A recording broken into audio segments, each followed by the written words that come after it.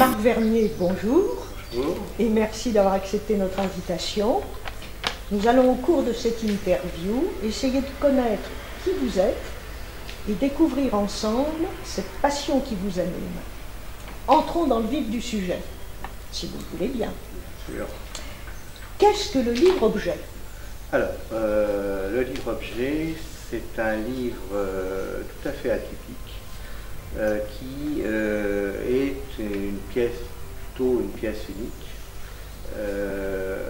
autour, évidemment, qui s'articule autour d'un texte, contrairement à des livres d'artistes qui sont plutôt des livres à tirage limité, mais quelques dizaines d'exemplaires, livres d'artistes ou livres de peintres, on pourra en citer quelques exemples. Donc le livre-objet, c'est vraiment des livres sculptures, des livres avec des documents particuliers, avec des typographies un peu atypiques aussi. Donc voilà, on peut dire les choses comme ça. C'est vraiment un travail de création qui s'articule toujours autour d'un texte, évidemment. D'où est venue cette idée de créer un livre-objet? Alors moi déjà, c'est vrai que j'ai une formation au départ, je suis peintre, plasticien, graveur aussi. J'ai une formation de graphiste et aussi de relieur d'art. Donc j'ai fait l'Union centrale des arts décoratifs. Et donc à partir de là, j'ai une formation tout à fait classique qui était importante pour moi professionnellement. Mais en dehors de ça, je voulais aller au-delà de ce que j'avais appris, la reliure traditionnelle, et explorer d'autres matériaux qui pouvaient être l'ardoise, le métal, le verre, d'autres choses comme ça. Voilà. Donc, et c'était aussi un peu en corrélation avec mon travail de peintre, de plasticien. D'accord. Alors quand vous étiez enfant, n'est-ce pas, aimiez-vous faire des maquettes ou d'autres choses de ce genre? Alors, pas particulièrement, mais il faut savoir que je suis issu d'un milieu artistique. Mon père était poète. Il a été aussi dans les années 50 l'un des grands créateurs de poésie sonore et de langage imaginaire. Il était peintre également. Ma mère était compositeur de musique. Elle a été l'élève de Darius Milhaud et de Olivier Messiaen. Donc j'ai été complètement baigné là-dedans toute ma jeunesse. Donc j'ai rencontré énormément d'artistes. Donc c'était pas nécessairement les maquettes, mais j'avais beaucoup d'exemples autour de moi qui étaient importantes pour moi professionnellement. Mais en dehors de ça, je voulais aller au-delà de ce que j'avais appris, la reliure traditionnelle, et explorer d'autres matériaux qui pouvaient être l'ardoise, le métal, le verre, d'autres choses comme ça. Voilà. Donc, et c'était aussi un peu en corrélation avec mon travail de peintre, de plasticien. D'accord. Alors quand vous étiez enfant, n'est-ce pas, aimiez-vous faire des maquettes ou d'autres choses de ce genre? Alors, pas particulièrement, mais il faut savoir que je suis issu d'un milieu artistique. Mon père était poète. Il a été aussi dans les années 50 l'un des grands créateurs de poésie sonore et de langage imaginaire. Il était peintre également. Ma mère était compositeur de musique. Elle a été l'élève de Darius Milhaud et de Olivier Messiaen. Donc j'ai été complètement baigné là-dedans toute ma jeunesse. Donc j'ai rencontré énormément d'artistes. Donc c'était pas nécessairement les maquettes, mais j'avais beaucoup d'exemples autour de moi. Bon. Mais pas tout de suite une création d'objets ou d'œuvres de votre part. C'est venu plus tard. Plus tard, d'accord. Alors, quel a été réellement le moment déclencheur qui a guidé effectivement cette carrière? Alors après, bon, c'est vrai que dans les années 80, bon, j'ai commencé à peindre, j'ai commencé à exposer un peu régulièrement.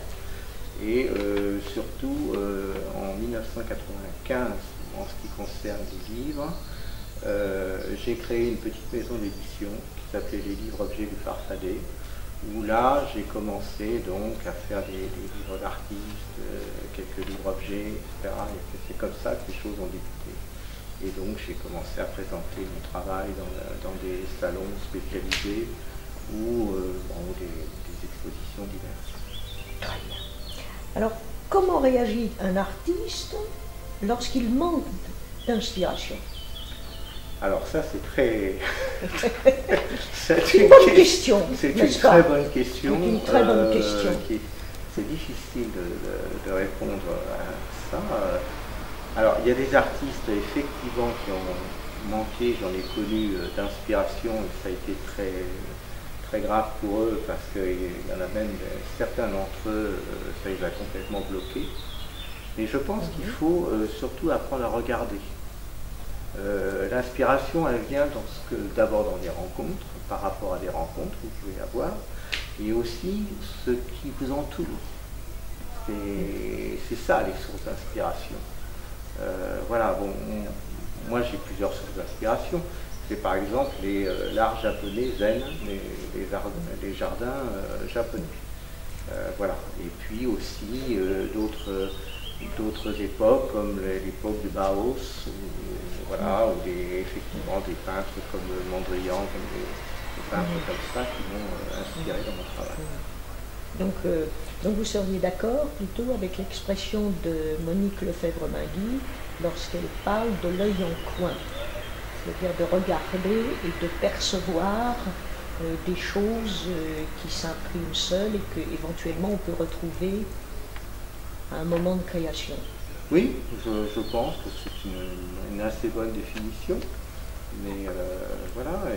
Et comme je vous dis, oui, l'inspiration, elle vient partout. Par exemple, c'est vrai que mes livres-objets, bon, je travaille toujours d'après un texte, et ce texte, c'est lui qui va m'apporter quelque chose, qui va m'apporter comment je vais, même si ce sont des compositions plutôt abstraites, il y a toujours un rapport avec le texte.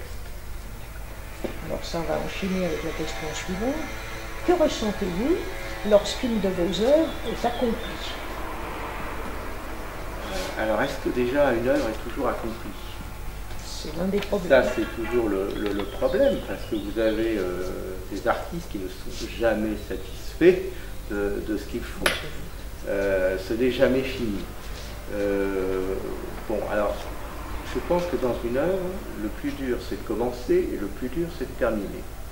Entre les deux, tout va bien, souvent.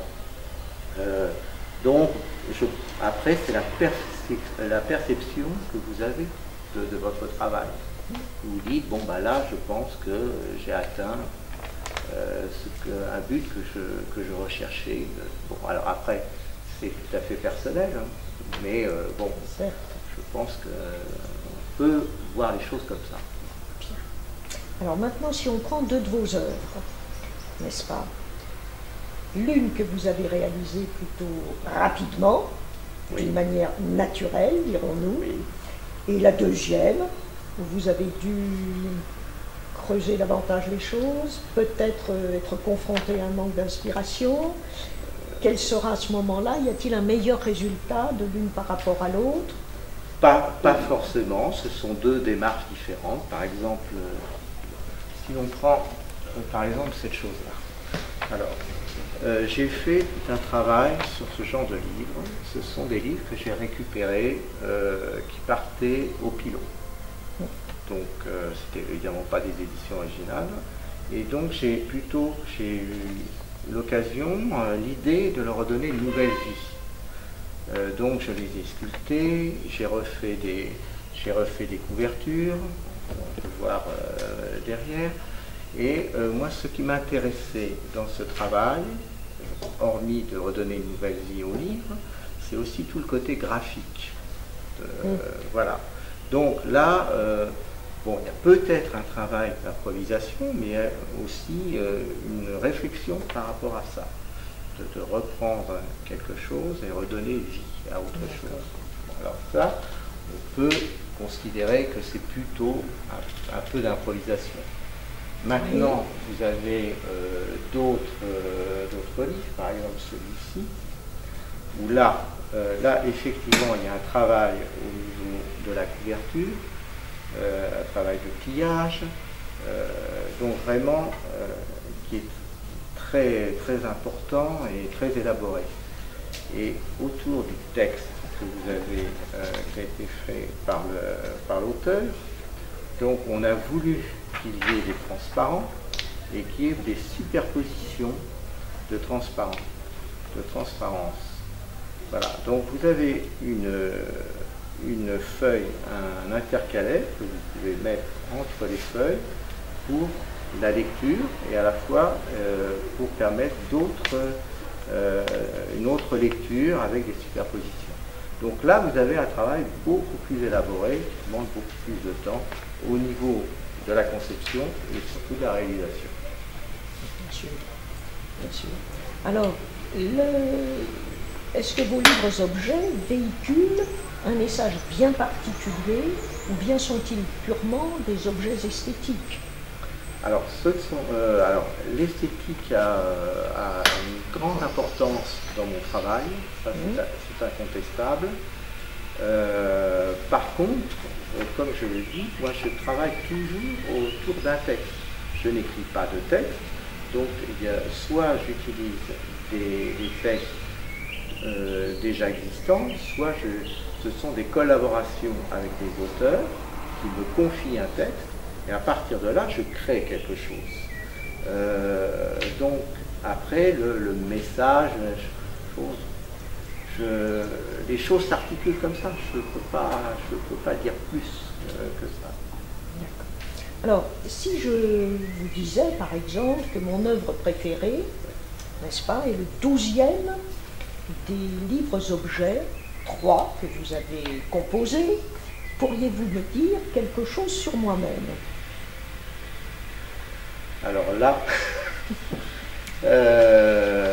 c'est possible. Après, si vous m'avez confié quelque chose pour que je travaille autour de ça, je suis certainement peut-être en mesure, certainement, ou peut-être en mesure de dire quelque chose sur vous-même. Mais pour l'instant, ça reste de l'inconnu. A priori, pas vraiment. Pas vraiment. Bon, d'accord. Et pensez-vous que la plupart des gens comprennent bien vos créations? Ou faut-il leur expliquer? Alors là, il faut vraiment de la pédagogie et de l'explication. Parce que ce sont effectivement une forme d'objet tout à fait atypique. Et beaucoup de gens demandent ce que c'est. Donc cela demande effectivement des explications, de dire ce qu'il y a à l'intérieur, comment on le manipule, comment ça a été créé, le côté esthétique, le but de tout ça. Donc effectivement là c'est fondamental de fournir des explications. Parce que sinon vous passez complètement à côté, vous dites oui, bah, c'est bien, c'est pas bien, et puis voilà. Et alors, lorsque l'on crée comme cela des livres-objets, est-on forcément passionné par la lecture? Forcément. Pour moi, le livre, c'est quelque chose évidemment fondamental. Donc je ne pourrais pas vivre sans livre. Bon, c'est vrai que chez moi, j'ai des centaines de livres. Et moi, le grand plaisir, c'est d'aller dans la bibliothèque, de retirer un livre, de se replonger dedans, même si j'ai eu déjà l'occasion de le faire, parce qu'à chaque fois, on découvre quelque chose, et c'est aussi quelque chose qui m'apporte, qui m'aide aussi dans mon travail. Quand j'ai besoin de rechercher, de voir ce qui se passe, ce qu'ont fait d'autres créateurs, c'est fondamental. Donc, ça entraîne d'autres questions. vous lisez forcément tous les ouvrages que vous créez. Ah oui, oui, Forcément. évidemment. Tous vos livres objets. n'est-ce Bien pas? sûr, oui, Question de Béotien. puisqu'au départ, c'est d'abord un texte. Donc, comme je travaille d'après ce texte, je suis évidemment obligé de m'imprégner de ce texte. Et aussi, quand il s'agit d'auteurs avec qui je collabore, on en discute. On voit ce que l'on peut faire et c'est des échanges d'idées. Si vous aviez Les Misérables, n'est-ce pas, de Victor Hugo, devant vos yeux, Oui. est-ce que ce livre vous inspirerait? Est-ce qu'une idée vous vient à l'esprit immédiatement ou non? Alors, immédiatement, probablement pas, mais par contre, je vais vous donner justement d'exemples d'un livre comme celui-ci. Ce n'est pas Les Misérables, mais maintenant je travaille de plus en plus autour de livres déjà existants. Alors, par exemple, là, nous avons un livre qui s'appelle Ceux de 14 de Maurice Genevoix. Bon, c'est une édition assez courante, mais qui est pas mal faite. Et donc, autour de cet objet, j'ai recréé un environnement. Voilà, donc on pourrait, donc là j'ai fait une sorte d'emboîtage en métal avec un bois cassé, brûlé, etc., qui est en rapport effectivement avec le contenu du livre, le travail qui s'est passé pendant la guerre de 14. Donc si j'avais Les Misérables, le livre des Misérables entre les mains, il est possible que j'aurais une démarche identique. D'accord. Et il faut le temps d'y réfléchir. D'accord. Et quels sont vos projets immédiats et futurs? Alors, dans l'immédiat. Dans l'immédiat, là, je participe à une exposition qui a lieu à Viroflay, qui s'appelle Délire de Nice, une biennale de livres d'artistes, qui est jusqu'au 20 mai à la Galerie Les Puits de France. Donc là, il y a une centaine de participants, et là, j'ai quelques pièces qui sont présentées. Donc là, on peut aller vous retrouver. Voilà, on peut aller, l'entrée est gratuite, enfin voilà. Donc, voilà, c'est très intéressant. Et puis sinon, je continue à faire des salons, des expositions un peu partout en France. Voilà. D'accord. Eh bien, il ne me reste plus qu'à vous remercier de vous être confié à nous. Et puis on vous dit à très bientôt pour une de vos prochaines expositions, avant d'aller vous retrouver à Viroflay. Absolument. Voilà. Merci beaucoup, infiniment à vous Marc-Hervé. et à très bientôt. À très bientôt.